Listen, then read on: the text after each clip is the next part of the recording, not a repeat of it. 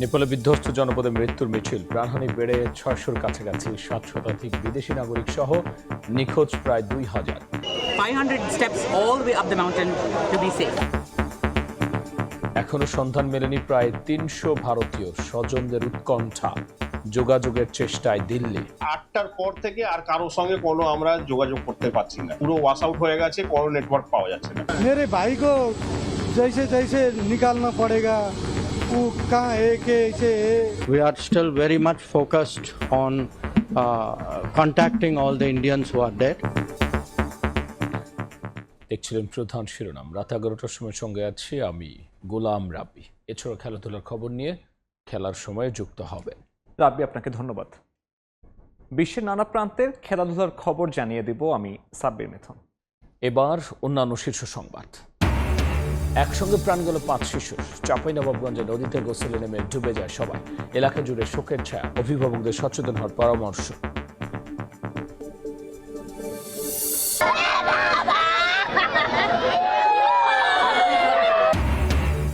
Saudi আরবে নিহত ৯ জনের জানাজায় মানুষের ঢল, নওগাঁয় ৭ মরদেহের দাফন।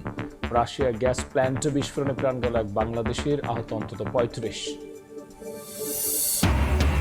সামরিক সক্ষমতা বাড়াতে চীনের আধুনিক জে-10 যুদ্ধ বিমান কিনছে বাংলাদেশ। সময়োপযোগী সিদ্ধান্তকে স্বাগত জানাচ্ছেন বিশ্লেষকরা। ভারতের উদ্বেগকে অযৌক্তিক আখ্যা।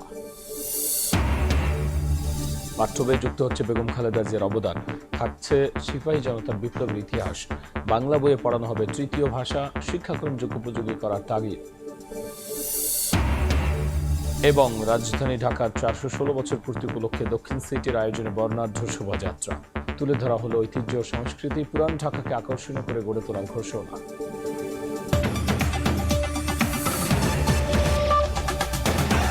নেপালে ভয়াবহ ভূমিধসের পর এখনও ২৯০ জন ভারতীয় নিখোঁজ আছেন। দেশটির পররাষ্ট্র মন্ত্রণালয় জানায় এ পর্যন্ত ৮৪ জনকে জীবিত উদ্ধারের কথা জানালেও কলকাতার একটি পর্যটন সংস্থার ৩২ জন সহ বহু পর্যটকের সঙ্গে যোগাযোগ সম্পূর্ণ বিচ্ছিন্ন রয়েছে। দুশ্চিন্তায় দিন কাটানো নিখোঁজদের পরিবারগুলো একটি ফোনের প্রত্যাশায় প্রহর গুনছে। উদ্ধার কাজ চালাতে নেপাল সরকারের সঙ্গে যোগাযোগ রাখছে ভারত। সুব্রত আচার্যের রিপোর্টে বিস্তারিত। নেপালে প্রলয়ঙ্করী পাহাড়ি ঢলের পর থেকে নিখোঁজ কয়েকশো ভারতীয় নাগরিক। বেশ কয়েকজনকে জীবিত উদ্ধার করা হলেও বেশিরভাগের হদিশ না মেলায় বাড়ছে উদ্বেগ। We are still very much focused on contacting all the Indians who are dead. সবচেয়ে বেশি উৎকণ্ঠা তৈরি হয়েছে পশ্চিমবঙ্গ থেকে যাওয়া একটি দলকে ঘিরে। গত ২১শে আগস্ট কলকাতা থেকে কৈলাস মানস সরোবরের উদ্দেশ্যে রওনা দেয়া ৩২ জনের দলটির সঙ্গে সব ধরনের যোগাযোগ বিচ্ছিন্ন। বারাসাতের শিক্ষিকা সুস্মিতা ভট্টাচার্য পশুপতিনাথ মন্দির দর্শনের পর কেরুঙের দিকে যাওয়ার সময় পরিবারের সঙ্গে শেষ কথা বলেছিলেন। এরপর থেকেই তার ফোন বন্ধ পাওয়া যাচ্ছে।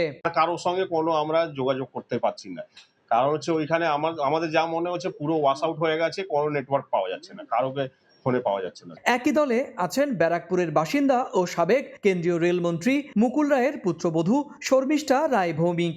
গত বুধবার দুপুরে মানস সরোবরের পথে যাওয়ার সময় শেষবার স্বামীর সঙ্গে কথা হয় তার। পরে কেরুঙের অভিবাসন দপ্তরটির বানের তোড়ে ভেসে যাওয়ার ছবি ও খবর সামনে আসার পর থেকেই পরিবারগুলো চরম উদ্বেগে রয়েছে।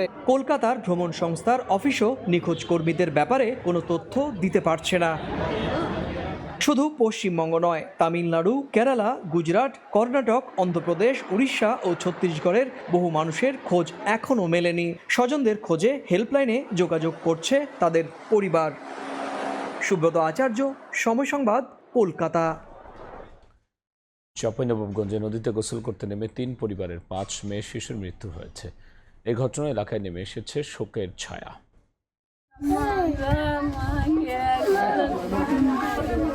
একে একে পানিতে ডুবে মৃত্যু হলো ৫ শিশুর। মর্মান্তিক এই মৃত্যুতে এলাকায় শোকের ছায়া।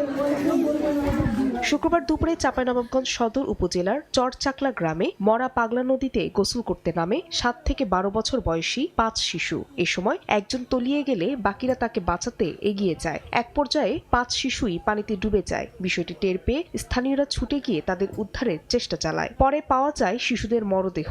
খবর পেয়ে পুলিশ ঘটনাস্থল পরিদর্শন করে। দুর্ভিক্ষ এলাকা বন্যা পানিতে ঢুকে ওই জায়গাটা গর্ত করে ওই মাটি কেটে আমাদের ক্লিয়ার করেছে। কিন্তু বাচ্চারা তো জানে না, গোসল করতে গেছে 5টা ছেলে এক জায়গাতেই ছিল, মনে হয় হয়তো একটা খাটলা সমান জায়গাতেই ছিল 5টা ছেলে। এক মহিলা চিৎকার করে বলছিল, তখন শুনলাম, শোনার পরে আমি ওখানে গেলাম। ওখানে গিয়ে আমি নিজে লাশ উঠিয়েছি। নিহতদের পরিবারের পাশে থাকার আশ্বাস প্রশাসনের, পাশাপাশি নদী তীরবর্তী এলাকায় বসবাসকারীদের সচেতন থাকার পরামর্শ উপজেলা নির্বাহী কর্মকর্তার। খুবই হৃদয় বিদারক এবং মর্মান্তিক ঘটনা। এই জন্য আমরা জেলা পুলিশের পক্ষ থেকে গভীরভাবে মর্মাহত এবং শোকাহত। আমরা কিছু আর্থিক সহযোগিতা করেছি তাদের দাফন কাফনের জন্য, পরবর্তীতে হয়তো আরও সহযোগিতা দেয়া হবে। কিন্তু যার আসলে হারিয়েছে সন্তান, তার যে ব্যথা বা বেদনা, এটা কোনোভাবেই পোষানোর মতো নয়। নিহতরা সবাই চরচাকলা সরকারি প্রাথমিক বিদ্যালয়ের ছাত্রী ছিল। সময় সংবাদ, চাঁপাইনবাবগঞ্জ। সৌদি আরবে কারখানায় অগ্নিকাণ্ডে নিহত 9 বাংলাদেশের জানাজা সম্পন্ন হয়েছে। তাদের মধ্যে নওগাঁর আত্রাইয়ে 7 জনের জানাজায় ঢল নামে মানুষের। প্রিয়জনকে শেষবারের মতো বিদায় জানাতে জড়ো হন স্বজন ও এলাকাবাসী।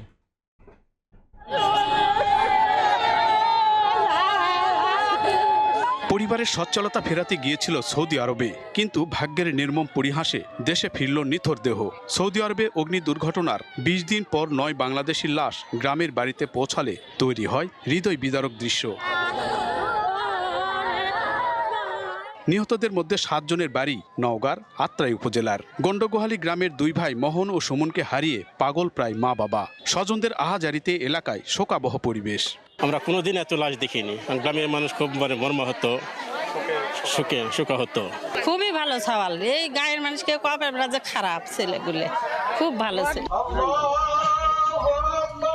শুক্রবার সকালে আত্রাই মোল্লা আজাদ মেমোরিয়াল কলেজ মাঠে 7 জনের জানাজা অনুষ্ঠিত হয়। অংশ নেন হাজারো মানুষ। পরে মরদেহগুলো পরিবারের কাছে হস্তান্তর করা হয়। প্রবাসী যে কত কষ্ট, আমি 7 বছর যাবত প্রবাসে থাকি, তো বলার মতো কোনো ভাষা নেই। আমরা খুব কষ্ট পাচ্ছি, খুব দুঃখ পাচ্ছি। আল্লাহ তারা যেন ব্যস্ত বাসী করে। এদিকে নাটোরের নলডাঙ্গার রবিউল আওয়ালের বাড়িতেও শোকের মাতম। পরে সকালে স্থানীয় স্কুল মাঠে জানাজায় অংশ নেন শত মানুষ। পরে স্থানীয় কবরস্থানে দাফন করা হয়। বহুত আশা ছিল, আমার বাবার এক স্বপ্ন ছিল, বাবার লিয়ে আল্লাহ বাবা বাড়ি করবে। আমার বাড়ি নাই, আমার বাড়ি ঘরে থাকি। রাজশাহীর বাগমারায় শ্যামল উদ্দিনের জানাজায়ও অংশ নেন গ্রামের মানুষ। পরে পারিবারিক কবরস্থানে দাফন করা হয়। সৌদি আরবের সোফা কারখানায় অগ্নিকাণ্ডে গত 9 আগস্ট 16 বাংলাদেশি প্রাণ হারান। বৃহস্পতিবার দেশে আনা হয় 9 বাংলাদেশির মরদেহ। এমআর রকি, সময় সংবাদ। চীনের কাছ থেকে 20টি J-10C যুদ্ধবিমান কিনতে যাচ্ছে বাংলাদেশ। প্রস্তুত হয়েছে চুক্তির খসড়া। এমন উদ্যোগে ভূ রাজনৈতিক প্রভাব নিয়ে চলছে আলোচনা। বিশেষজ্ঞরা বলছেন, দেরিতে হলেও J-10 কেনার সঠিক সিদ্ধান্ত, এতে সক্ষমতা বাড়বে বিমান বাহিনীর। আব্দুল্লাহ শাফির রিপোর্ট। বাংলাদেশের বিমান বাহিনীর আধুনিকায়ন এখন সময়ের দাবি, কারণ বাহিনীর সরঞ্জামের বড় অংশ এখনও অপেক্ষাকৃত পুরনো। ফলে আধুনিক মাল্টিরোল ফাইটার, উন্নত রাডার, নেটওয়ার্ক ভিত্তিক যুদ্ধ সক্ষমতা বাড়ানো সামরিক পরিকল্পনার স্বাভাবিক অংশ। সম্প্রতি প্রধানমন্ত্রীর তথ্য উপদেষ্টা জানান, চীন থেকে J-10 যুদ্ধবিমান ক্রয় প্রক্রিয়া এগিয়ে যাচ্ছে এবং কেন J-10 কেনা হচ্ছে তার একটা ব্যাখ্যাও তিনি দিয়েছেন।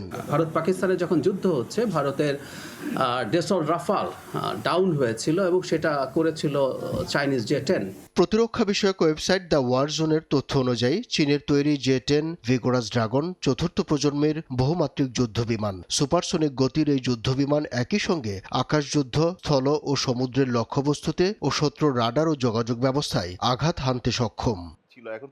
এই সিদ্ধান্তকে সময়োপযোগী জানিয়ে বিশ্লেষকরা বলছেন, জাতীয় নিরাপত্তার জন্য সামরিক সক্ষমতা বাড়ানোর প্রক্রিয়া বহু বছর ধরে ব্যাহত হয়েছে। চীনের সাথে যে ধরনের আলোচনাগুলি বাংলাদেশ করছে, সেটা বাংলাদেশের জাতীয় স্বার্থের সাথে সামঞ্জস্যপূর্ণ। সুতরাং সেই জায়গাতে আসলে ব্যত্যয় ঘটানোর কোনো জায়গা নেই। এখন আমি মনে করি যে সরকার একটা সঠিক সমন্বিত পথে আছে। গত 30 বছর আপনাকে বললাম যে ওই 8টা মিগ-29 পরে আজ পর্যন্ত কোনো কেনা হয়নি।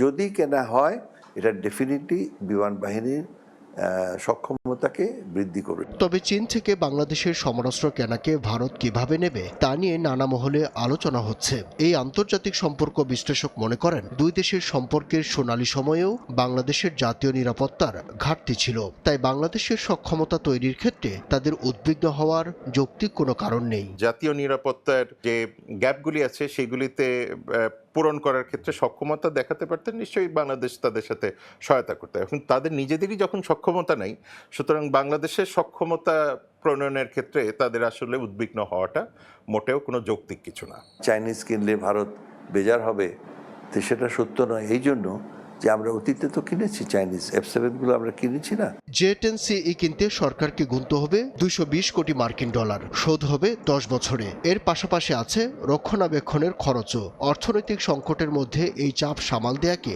চ্যালেঞ্জ হিসেবে দেখছেন এই নিরাপত্তা বিশ্লেষক। বর্তমানে যে অর্থনৈতিক অবস্থা বাংলাদেশের, যে এত বড় একটা ভেঞ্চার তারা করতে পারবে কিনা, যদি তারা পারে ইট ইজ ভেরি গুড।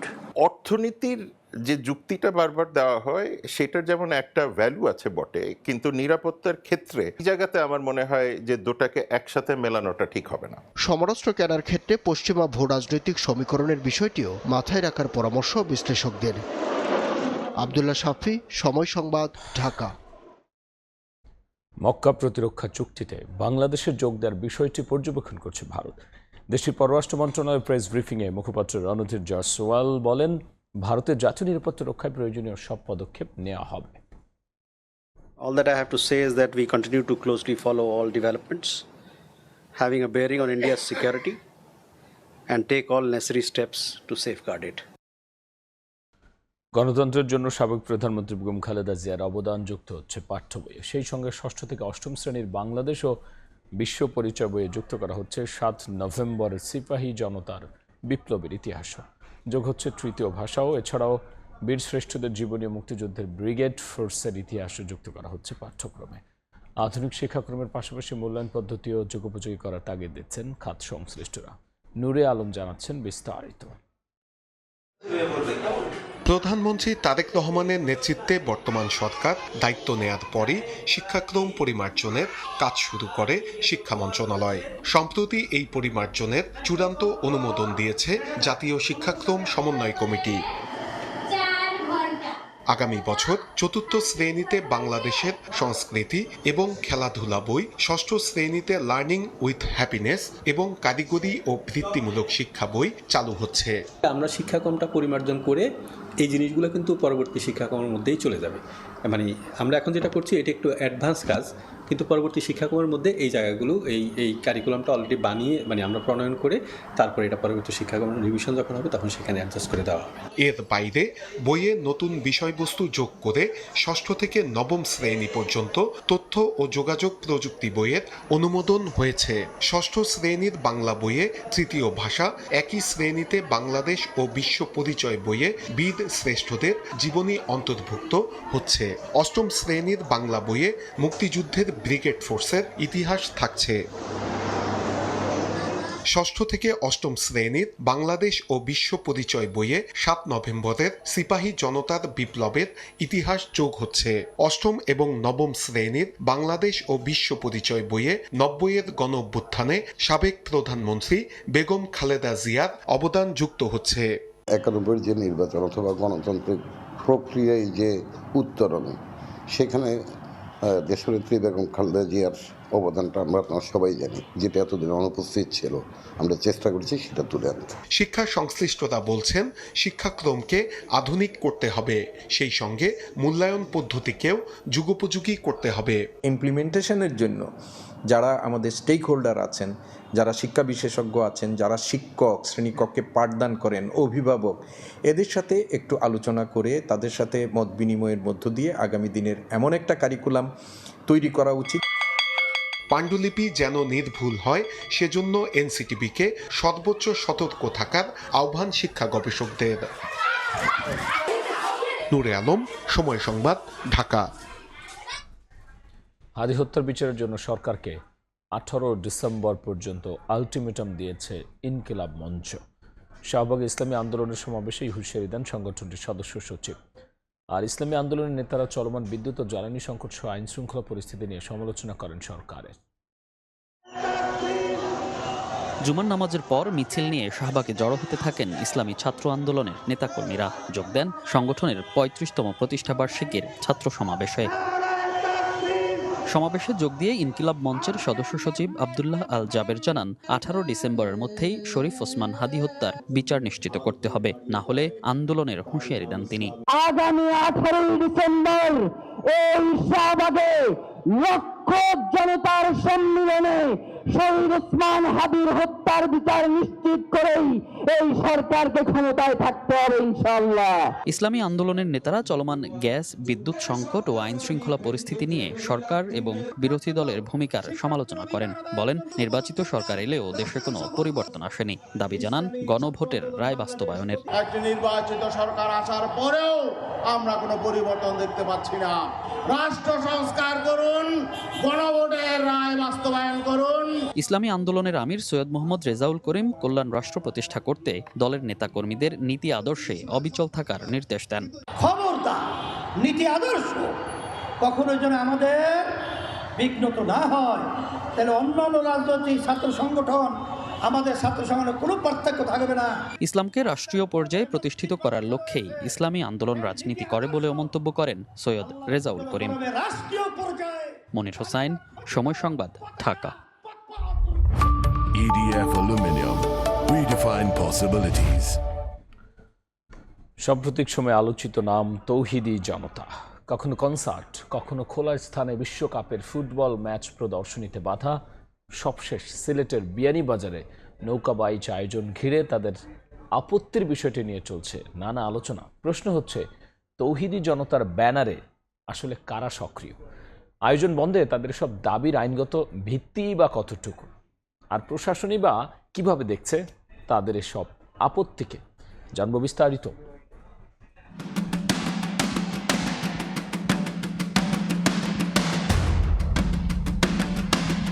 সিলেটে সুনাই নদীতে প্রায় প্রতি বছরই আয়োজন করা হয় ঐতিহ্যবাহী নৌকাবাইচ, কিন্তু এবার আয়োজনের আগে হঠাৎই সামাজিক যোগাযোগ মাধ্যমে শুরু হয় নানা আপত্তি। দাবি উঠে নৌকাবাইচ বন্ধের। এর সঙ্গে সামনে আসে তৌহিদি জনতার নাম। বিষয়টি নিয়ে নানা প্রতিক্রিয়া দেখা যায় স্থানীয়দের মধ্যে। কোনো দিনই এটা বাধা বিপত্তি হয় নাই, হঠাৎ করে তৌহিদি জনতা নামে খারা, কিন্তু ওদেরকে কাউকে খুঁজেই পাওয়া যায় না। যেহেতু এটা বাংলার সংস্কৃতি, কোনো সংস্কৃতিকে আটকানো যাবে না। এক পর্যায়ে সামনে আসে দুই পক্ষের সমঝোতার বিষয়টি। আগামী বছর থেকে আয়োজন না করার শর্তে এবার নৌকাবাইচ নিয়ে সমঝোতার খবর এসেছে গণমাধ্যমেও। বাধা কাটলেও প্রশ্ন ওঠে আয়োজন ঘিরে আপত্তির যৌক্তিকতা, বন্ধের দাবি এবং সমঝোতার প্রক্রিয়া নিয়ে। বাঙালি সংস্কৃতির সাথে খুবই ওতপ্রোতভাবে জড়িত আমাদের এই নৌকাবাইচ প্রতিযোগিতা।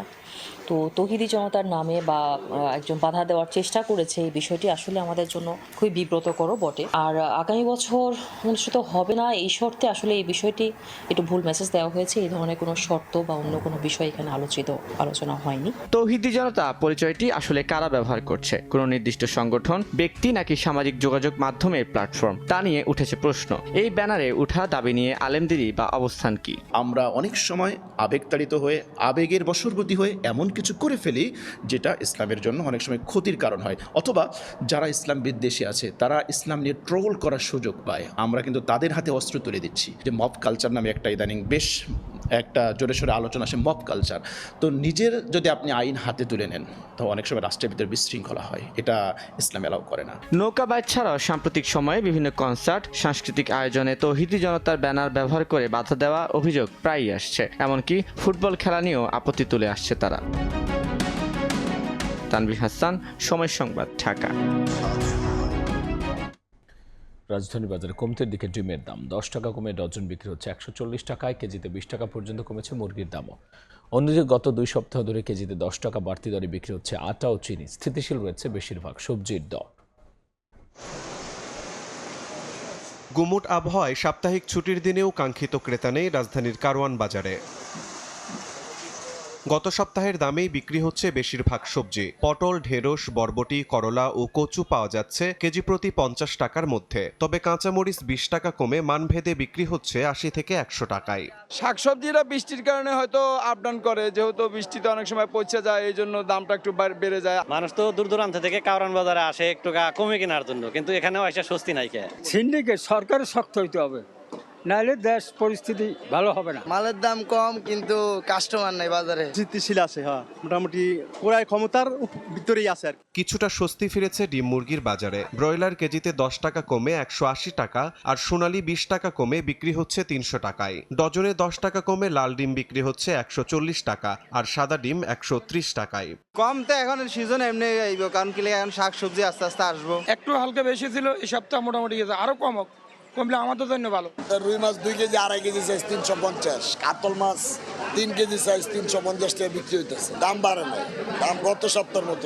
তবে আটা, ময়দা ও চিনির দামে এখনো স্বস্তি ফেরেনি। 2 সপ্তাহ আগে কেজিতে 10 টাকা বেড়ে যাওয়া আটা 65, আর চিনি বিক্রি হচ্ছে 115 টাকা কেজি দরে। দাম বেশি চিনি, দাম বেশি আটা, দাম বেশি ময়দা। কোম্পানি অজুহাত দেখাইতেছে ব্যাট বাড়াইছে, ট্যাক্স বাড়াইছে। বাজারে পণ্যের দাম সহনীয় রাখতে নিয়মিত বাজার তদারকির দাবি জানিয়েছেন সাধারণ ভোক্তারা। শিমুল হোসেন, সময় সংবাদ, ঢাকা। 4 দশক ধরে আপনার ফাইন্যান্সিয়াল পার্টনার আইডিএলসি। রংপুরে একই পরিবারের 4 সদস্যকে হত্যার ঘটনায় পেশাদারিত্বের সঙ্গে তদন্ত করছে পুলিশ। হত্যাকাণ্ড ঘিরে সব প্রশ্নের উত্তর খোঁজা হবে বলে জানিয়েছেন নতুন পুলিশ কমিশনার মাহবুবুর রশিদ। দায়িত্ব নিয়ে আলোচিত রংপুরের একই পরিবারের 4 জনকে হত্যার ঘটনাস্থল পরিদর্শনে যান রংপুর মহানগর পুলিশ কমিশনার মাহবুবুর রশিদ। শুক্রবার সকালে রংপুর জেলা স্কুলের অবসরপ্রাপ্ত শিক্ষক গণপতি চক্রবর্তীর বাড়িতে হত্যার ঘটনাস্থলে যান নতুন পুলিশ কমিশনার। পরে তিনি জানান, আলোচিত সব প্রশ্নের জবাব তদন্তের মাধ্যমে খুঁজে বের করতে কাজ করছে পুলিশ। এই মামলা নিয়ে সারা দেশে নানা রকম কথাবার্তা হচ্ছে। প্রতিটা কথাবার্তা আপনার সাক্ষ্য প্রমাণ সংগ্রহ করে সেগুলার যথাযথ জবাব দিয়ে মামলাটাকে একটা সঠিক পর্যায়ে নিয়ে আদালতে চার্জশিট দাখিল করে যাতে একটা সুবিচার হয়, আমরা সে চেষ্টাটাই করছি। এ সময় মাদক নির্মূলে 7 দিনের আলটিমেটাম দেন পুলিশ কমিশনার। মাদকের বিষয়ে আমার একটাই বক্তব্য থাকবে যে আপনারা আগামী 1 সপ্তাহে ভিজিবল কিছু পরিবর্তন লক্ষ্য করবেন রংপুর শহরে। এদিকে আলোচিত এই হত্যাকাণ্ডের নিরপেক্ষ তদন্তের দাবি জানান এলাকাবাসী। এই ঘটনা যারাই ঘটাইছে তাদের দৃষ্টান্তমূলক শাস্তি আমরা চাই। আমি চাচ্ছি যে এই হত্যাকাণ্ডের একদম সঠিক তদন্তপূর্বক একটি ন্যায় বিচার। সঠিক দোষী যে সেসবকে খুঁজে বের করতে হবে। আমরা পাশাপাশি আমরাও তো শান্তি পাচ্ছি না, একটা ভয়ের কাজ করতেছি। গত 22 আগস্ট রাতে রংপুর মহানগরীর মাছুয়া পাড়ার নিজ বাসা থেকে শিক্ষক গণপতি চক্রবর্তী, তার স্ত্রী প্রীতিলতা, মেয়ে প্রার্থী ও ছেলে প্রিয়মের মরদেহ উদ্ধার করে পুলিশ। হত্যার দায় স্বীকার করে আদালতে জবানবন্দি দিয়েছে গ্রেপ্তার সিদ্ধার্থ ও মুগ্ধ। আব্দুর রশিদ জীবন, সময় সংবাদ, রংপুর। কক্সবাজার একটি হোটেলের বারে কথা কাটাকাটির জেরে হামলা ও পাল্টা হামলায় 2 যুবক নিহত হয়েছেন। পুলিশ জানায়, বারে রাশেদকে ছুরি ও ভাঙা কাচের বোতল দিয়ে হামলা করে সালমান। পরে স্থানীয়দের হাতে আটকের পর তাকে মারধর করা হয়। হাসপাতালে চিকিৎসাধীন অবস্থায় 2 জনের মৃত্যু হয়। ঘটনায় জড়িতদের শনাক্ত করে আইনের আওতায় আনার চেষ্টা চলছে বলে জানিয়েছে পুলিশ। সিসিটিভি ফুটেজে দেখা যায়, রাতে হোটেলের বারে জড়ো হন বেশ কয়েকজন যুবক। এক পর্যায়ে কথা কাটাকাটি শুরু হয়। পরে আরও বেশ কয়েকজন যুবক এসে সংঘর্ষে জড়িয়ে পড়ে। পুলিশ ও বার কর্তৃপক্ষ জানায়, বারে রাশেদের সঙ্গে থাকা এক যুবকের কথা কাটাকাটির জেরে কয়েকজন সেখানে আসে। পরে রাশেদকে ছুরি ও ভাঙা কাচের বোতল দিয়ে হামলা করে সালমান নামে এক যুবক। আহত অবস্থায় রাশেদকে হাসপাতালে নেওয়া হলে চিকিৎসক মৃত ঘোষণা করেন।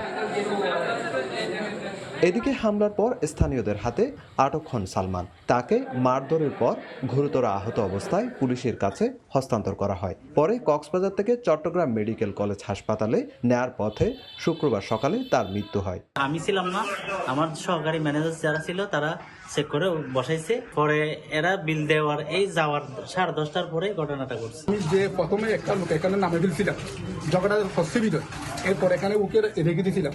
রাখার পরে হঠাৎ করে দেখছি যে এর 2-3 মিনিট পরে ও এখান থেকে এখানে চলে এসে হাত দিয়ে এখানে পড়ে গেছে। নিহত রাশেদের মরদেহ কক্সবাজার সদর হাসপাতালের মর্গে রয়েছে। স্বজনদের দাবি, তাকে চিহ্নিত সন্ত্রাসীরা ছুরিকাঘাত করেছে। জড়িতদের কঠোর শাস্তি চান তারা। মেয়েটা হচ্ছে সালমান, বিজিবি ক্যাম্প বাসা।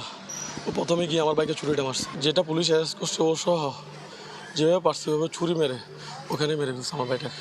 সিসিটিভি ফুটেজে কয়েকজনকে বারের প্রবেশ ও রাশেদের উপর হামলার দৃশ্য দেখা গেছে বলে জানিয়েছে পুলিশ। তবে কি নিয়ে বিরোধের সূত্রপাত তা এখনো নিশ্চিত হওয়া যায়নি। পূর্বের দ্বন্দ্ব বা যে কোনো দ্বন্দ্ব নিয়ে কথা কাটাকাটি হচ্ছিল, এর ভিতরে একজন বাইরে ফোন করছে, ফোন করাতে আরো 2 জন আসছে বাইরে থেকে, এসে এখানে এই যে এটার ভিতরে এই বাড়ির মধ্যেই এখানে স্টেপ করে চুরি মারামারি হয়েছে। এরপরে ভিকটিমকে এখান থেকে হাসপাতালে নেওয়া হয়, হাসপাতালে নেওয়ার সাথে সাথে ওরা মৃত্যু ঘোষণা করছে। নিহত রাশেদ কক্সবাজার শহরের নুনিয়ার ছড়া ও সালমান বিডিআর ক্যাম্প এলাকার বাসিন্দা ছিলেন।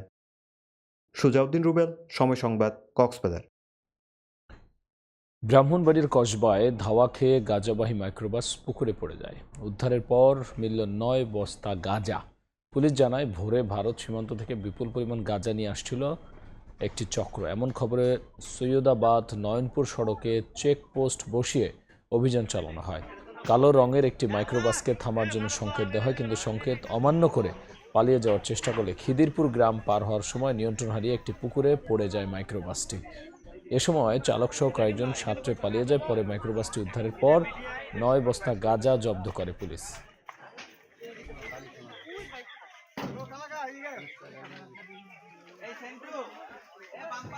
রাজধানী ঢাকার 416 বছর পূর্তি উপলক্ষে বর্ণাঢ্য শোভাযাত্রার আয়োজন করল ঢাকা দক্ষিণ সিটি কর্পোরেশন। তুলে ধরা হলো ঐতিহ্য সংস্কৃতি। পুরান ঢাকাকে আকর্ষণীয় করে গড়ে তোলার ঘোষণা দিলেন ডিএসসি প্রশাসক।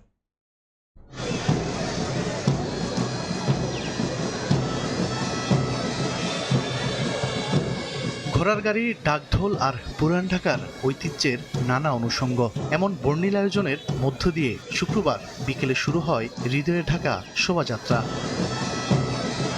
পুরান ঢাকার লক্ষ্মীবাজার থেকে ঢাকা দক্ষিণ সিটি কর্পোরেশনের আয়োজনে শুরু হয় শোভাযাত্রা। এতে তুলে ধরা হয় ঢাকার ইতিহাস, ঐতিহ্য ও সংস্কৃতির নানা অনুষঙ্গ।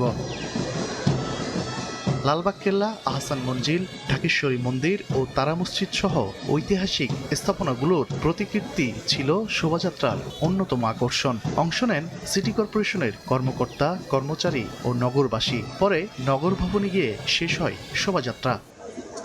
শোভাযাত্রা শেষে দক্ষিণ সিটির প্রশাসক বলেন, নগরবাসীকে সম্পৃক্ত করতেই হৃদয়ে ঢাকা উৎসবের আয়োজন। পুরান ঢাকাকে আরো সুন্দর করে সাজিয়ে এলাকাটিকে আকর্ষণীয় করে তুলতে চান তারা। আমরা বলতে চাই, এই ঢাকা আমার, এই ঢাকাকে আমরা হৃদয়ে ধারণ করতে চাই। যদি হৃদয়ে ধারণ করতে পারি, তাহলে এই ঢাকাকে আমরা পরিচ্ছন্ন রাখতে পারবো, এই ঢাকাকে আমরা সবুজে রূপান্তরিত করতে পারবো। ডেঙ্গু মোকাবিলায় এডিস মশার বংশবিস্তার ঠেকাতে নগরবাসীকে সচেতন হওয়ার আহ্বান জানান ডিএসসিসির প্রশাসক। 4 দিনের বেশি কোথাও কোনো পানি জন্মাতে দেব না, তাহলে ডেঙ্গুর মশার উদ্ভব হবে না। এছাড়া নির্দিষ্ট স্থান ছাড়া যেখানে সেখানে ময়লা আবর্জনা না ফেলার আহ্বান জানান দক্ষিণ সিটি কর্তৃপক্ষ। তানভীর হাসান মেঘ, সময় সংবাদ, ঢাকা। যুক্তরাষ্ট্রে থাকা প্রায় 2 লাখ অস্থায়ী ভিসাধারী তথ্য গোপনে যাচাই করছে ট্রাম্প প্রশাসন। কেউ পর্যটন ও ব্যবসায়িক ভিসায় ঢুকে পরবর্তীতে স্থায়ীভাবে থেকে যাওয়ার চেষ্টা করেছেন কিনা তা খতিয়ে দেখা হচ্ছে। ভারতীয় নাগরিকরাও এই পর্যালোচনার আওতায় আসতে পারেন বলে ইঙ্গিত দিয়েছে মার্কিন পররাষ্ট্র দপ্তর।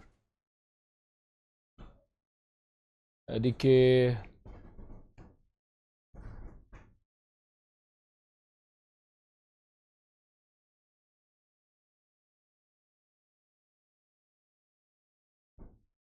এই ছিল আমার কাছে থাকা দেশ বিদেশের খবর।